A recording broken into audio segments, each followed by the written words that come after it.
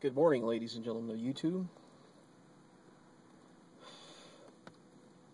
Your resident Ned's Photos coming at you, ready to give you some more insight into the philosophy of despondos.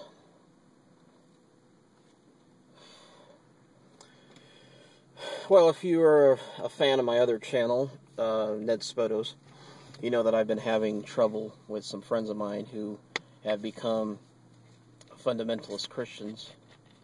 And I got to thinking, and the more that I think about things the way that people think about them, the more that I start to figure out where their thoughts are coming from.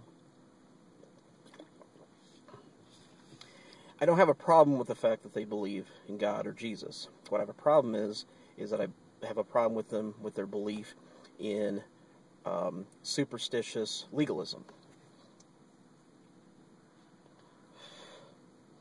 And that superstitious legalism is rooted in their emotions to have a better life. They think that things that are not directly evil or not directly bad, but because they have a symbolism to it, then they don't want it. Then they've grown to dislike it, even if they liked it before. Now I understand there's a lot of things they want out of their life.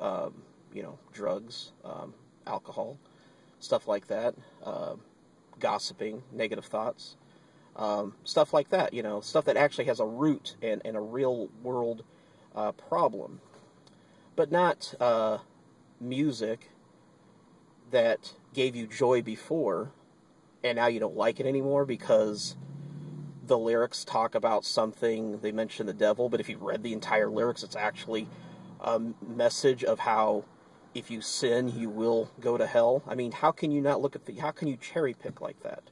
That's what I don't like.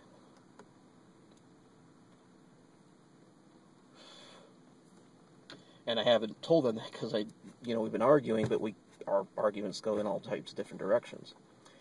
But the logical fallacy that I've realized that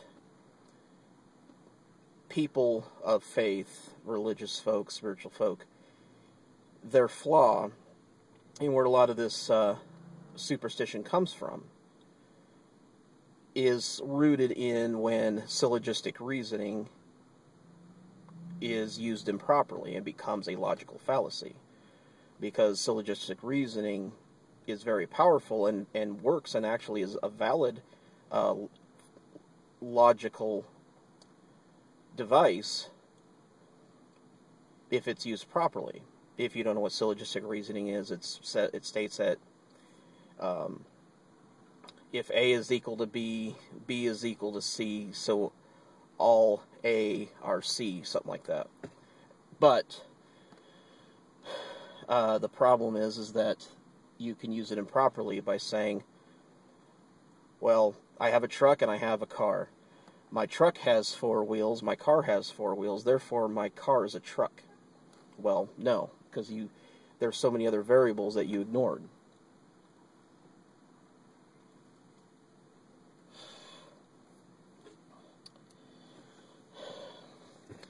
So it brought me to the realization of how people perceive the universe and why it's created and everything.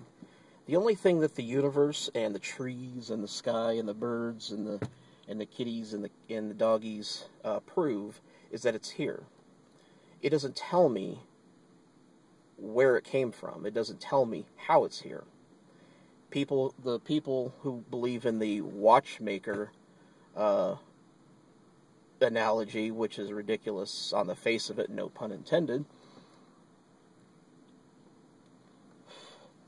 Even if you believe that, I can say this.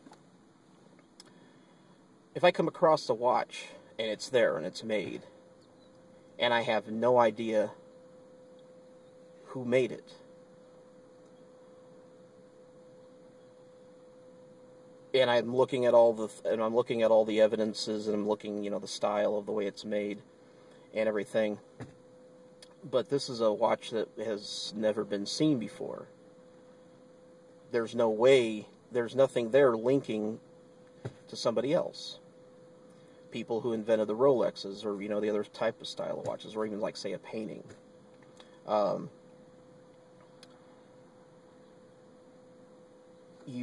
trying to think here.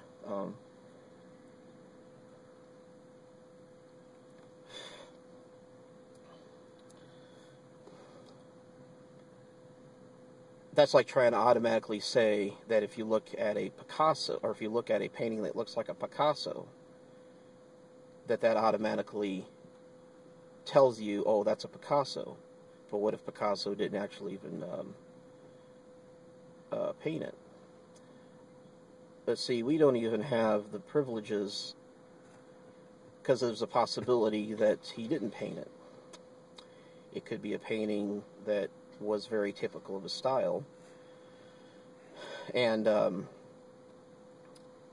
you try to think here. I guess I didn't think of this totally all the way through. I did, but there's only examples to display.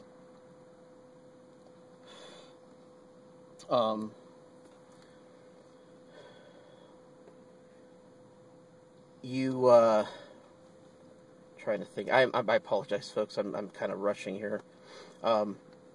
You actually have. See, I actually had a closing thought.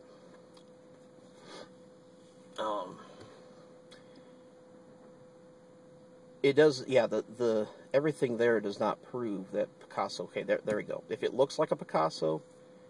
There's another example of syllogistic reasoning. It's like if it looks like a cat, it meows like a cat, and walks like a cat, it's a cat. Well, not always. Well, if it looks like a Picasso and feels like a Picasso, then it's a Picasso. That's not always the case.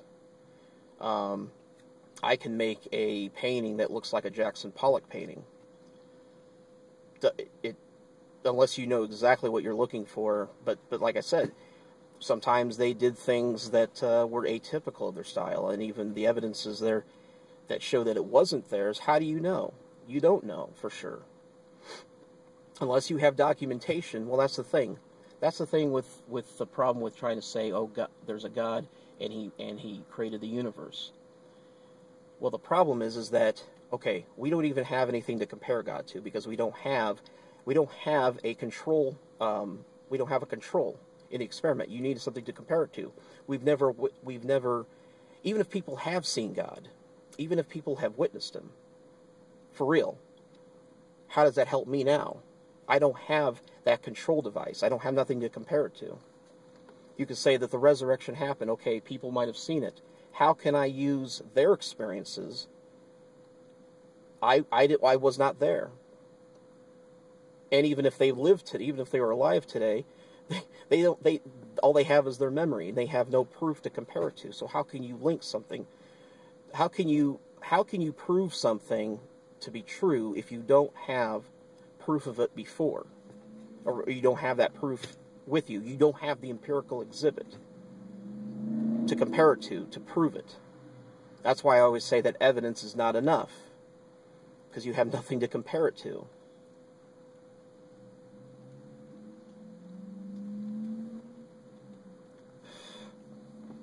That's why it's a logical fallacy.